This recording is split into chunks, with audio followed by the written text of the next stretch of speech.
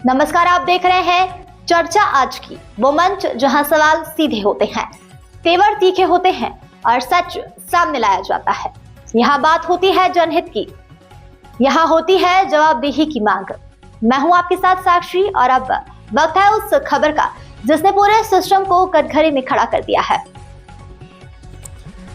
श्री राम कथा का छठवां दिन, भरतवा केवट से त्याग और भक्ति का संदेश। सोनभद्र चौपान प्रीतनगर में श्री रामेश्वर महादेव मंदिर परिसर में चल बुधवार को आयोजित सप्तदिवसीय श्री राम कथा के छठवें दिन कथा व्यास दिलीप कृष्ण भारद्वाज महाराज ने भरत और केवट के प्रसंगों के माध्यम से त्याग, भक्ति और समर्पण का भावपूर्ण संदेश दिया।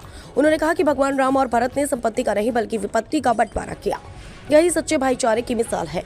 व्यास जी ने केवट के निष्काम प्रेम और समर्पण का वर्णन करते हुए बताया कि वन गमन के दौरान प्रभु श्री राम की भेंट निषाद राज गो से हुई और तत्पश्चात गंगा पार कराने वाले केवट से मिलन हुआ। केवट ने प्रभु के चरण धोकर उन्हें गंगा पार कराया और बिना उतराई लिए सेवा की। यह केवट का विशुद्ध प्रेम ही था कि वह 14 वर्षों तक प्रभु की वापसी की प्रतीक्षा करता रहा।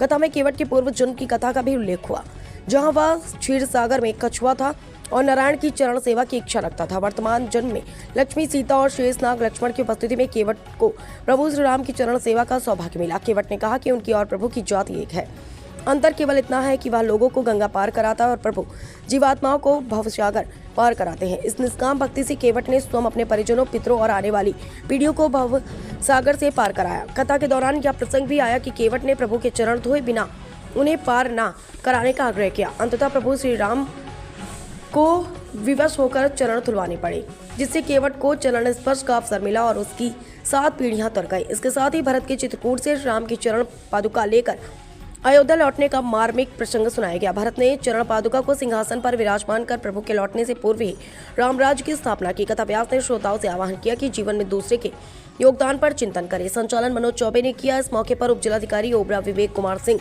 सर्वेंद्र विक्रम सिंह, सत्येंद्र सिंह पिंटू, अधिशासी अधिकारी चौपन अखिलेश सिंह, व्यास मुनि पांडे, दिनेश यादव, प्रमिला जायसवाल, बबलू सोनी, अंकित पांडे, अंकित सोनी सहित भारी संख्या में कथा प्रेमी मौजूद रहे।